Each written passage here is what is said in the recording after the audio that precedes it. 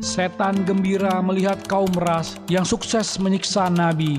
Ia pun kembali pada pohon sanaubar yang telah kering itu dan berkata, "Lihatlah hukuman yang aku berikan pada penyihir yang telah merebut hidupku, dan kini aku kembali pada orang-orang yang memujaku."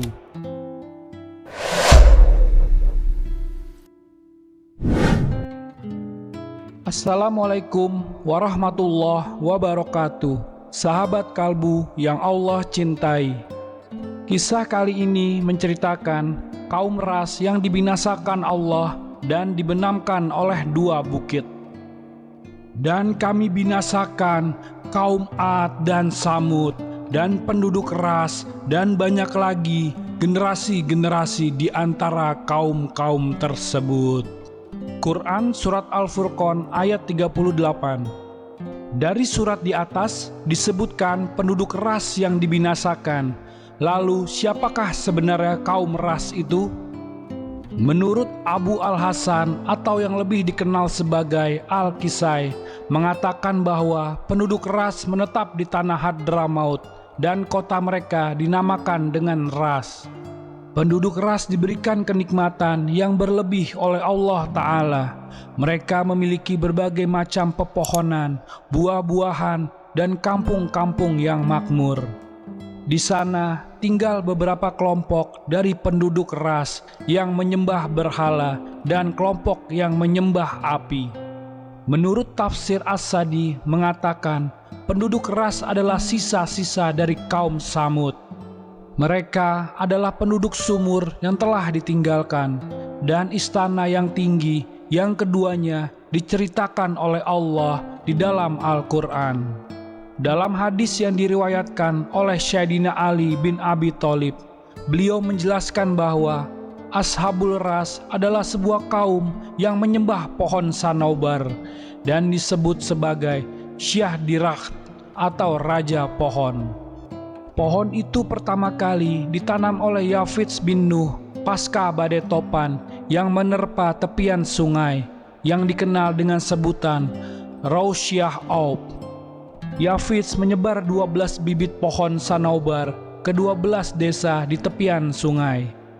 Pohon itu tumbuh besar dan subur.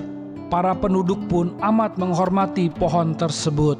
Melihat keadaan ini, setan pun berbisik kepada Raja Tarauts agar memerintahkan seluruh penduduknya untuk menyembah pohon itu. Setan meminta raja untuk melarang kaumnya menggunakan air dari sungai di sekitar pohon sanaubar.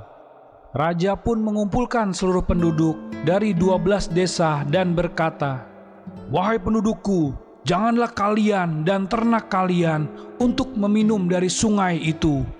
Berikanlah kehidupan yang sempurna bagi pohon sanaubar." Setan meyakinkan kaum ras bahwa pohon tersebut merupakan hayat al-ilahiyat atau kehidupan ketuhanan, sehingga tidak dibolehkan siapapun mengganggu kehidupan pohon itu. Dalam rangka pemujaan, kaum ras mengadakan sebuah perayaan rutin tiap bulannya. Pada hari raya itu, mereka mempersembahkan seserahan berupa daging hewan yang dibakar. Saat asap pembakaran membumbung tinggi, mereka bersujud dan memohon pada pohon tersebut. Pada saat itu, setan menipu mereka seakan-akan mereka sedang berbicara dengan sesembahannya, padahal setanlah yang ada di balik pohon tersebut. Dalam ritual yang dirayakan kaum ras, ada puncak perayaan yang disebut Isfandar. Hari Raya Isfandar dilaksanakan selama 12 hari dengan seserahan yang jauh lebih banyak. Mereka yakin pada hari itu pohon sanaubar akan lebih banyak memberikan harapan pada mereka ketimbang hari-hari lainnya. Suatu ketika, pengawal kerajaan menemukan seorang anak kecil yang minum dari air sungai itu. Pengawal pun mengadu kepada raja, dan hal ini membuat raja geram. Setan kian mempengaruhi raja dan meminta raja untuk memenggal kepala anak kecil yang tak berdosa itu. Raja Taraus segera menyiapkan algojo dan mengumpulkan kaumnya di depan pohon Sanaubar. Tangan anak itu diikat di atas papan penggalan, dan algojo telah mengasah pedangnya, dan penduduk berteriak, "Hukum! Hukum! Hukum!" Sang anak memohon dan menangis. Ia terpaksa minum dari air itu karena sangat haus. Tapi raja tak memaafkannya. Dieksekusilah sang anak yang tak berdosa itu. Lalu setan datang dan berkata di balik pohon Sanaubar, "Lihatlah, itu adalah hukuman bagi siapapun yang minum dari sungai itu. Maka sujudlah padaku." Tak cukup sampai di situ, setan kembali menggoda Raja Taraus dan kaumnya dengan menyerahkan seluruh binatang ternak yang telah minum dari air sungai itu. Seluruh binatang ternak itu pun disembelih, dan seluruh penduduk diminta untuk bersujud. Menurut As-Sadi, ketika penduduk daerah itu makin menjadi-jadi, Allah mengutus seorang nabi yang bernama Hanzalah bin Safwan. Hanzalah bin Safwan adalah salah satu dari nabi yang tidak termasuk dalam 25 nabi dan rasul yang wajib kita imani. Menurut beberapa ulama, jumlah nabi mencapai 124.000 orang, sedangkan jumlah rasul sebanyak 313 orang. Sebagaimana yang diriwayatkan oleh Ibnu Mardawiyah dari Abu Dzar radhiyallahu anha, Nabi Hanzalah bin Safwan mengajak mereka untuk mengesahkan Allah, tetapi mereka tidak menyambutnya. Nabi itu memberitahu mereka bahwasanya setanlah yang berbicara dengan mereka di balik pohon Sanaubar, serta sang nabi menyeru kepada mereka tentang kebenaran dan menyembah Allah. Melihat keadaan ini, nabi tersebut iba dan geram. Anak kecil yang tak berdosa serta ternak-ternak yang tak berakal harus dihabisi dengan kejam. Kaum Ras menganggap apa yang dibicarakan nabi itu adalah hal yang konyol dan mustahil. Mereka pun tak mengindahkan ucapannya. Rayuan demi rayuan pun dilancarkan oleh sang nabi demi merebut hati kaum Ras agar mau beriman. Sayangnya, usaha tersebut tak membuahkan hasil. Hanya cibiran yang ia dapat dari kaum pemuja pohon itu. Nabi itu pun memanjatkan doa kepada Allah agar memberi pelajaran pada kaum itu.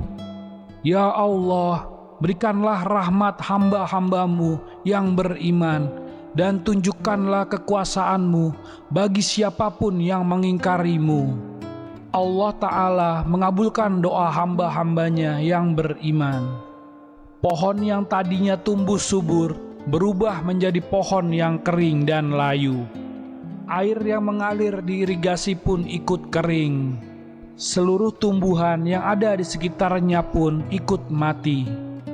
Allah berfirman dalam surat Kaf ayat 12, "Sebelum mereka, kaum Nuh, penduduk Ras, dan Samud telah mendustakan rasul-rasul." Amarah kaum Ras memuncak. Mereka tidak menerima kenyataan bahwa apa yang mereka puja harus layu dan mati. Mereka menyangka bahwa Tuhan mereka telah disihir oleh sang nabi. Kebencian kian meradang. Kaum Ras menjadi angkuh dan keras hati. Mereka pun merancang strategi untuk menghabisi sang nabi, karena mereka merasa bahwa nabi tersebut telah merenggut kebahagiaan mereka selama ini. Kaum Ras akhirnya menggali sumur yang kering dan membuang nabi ke dalamnya. Dan sumur tersebut ditutup dengan batu besar. Penderitaan nabi tak sampai di situ. Kaum Ras tega tak memberinya makan dan minum, agar perlahan nabi itu mati dan membusuk di dalam sumur. Nabi itu merintih dan akhirnya meninggal di dalam sumur tersebut. Kaum Ras berkumpul di sekitar sumur sambil merayakan kematian sang utusan Allah. Setan gembira melihat kaum Ras yang sukses menyiksa Nabi.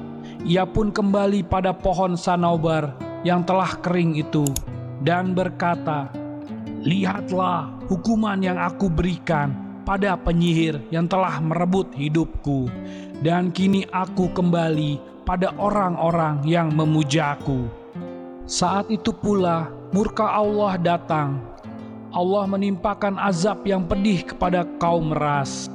Allah memindahkan bukit Al-Harits dan bukit Al-Huwarits dari Taif kepada mereka, sehingga mereka dibenamkan di bawah kedua bukit tersebut, dan tidak ada satupun rakyat dari kaum tersebut yang bertahan hidup. As-Sadi mengatakan, Allah membinasakan kaum Ras karena mereka menggauli wanita pada duburnya, dan mereka tidak beriman kepada nabi mereka, Hanzalah bin Safwan.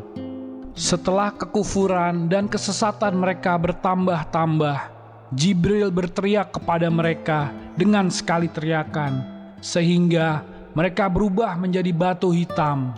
Begitu juga barang-barang dan binatang ternak mereka.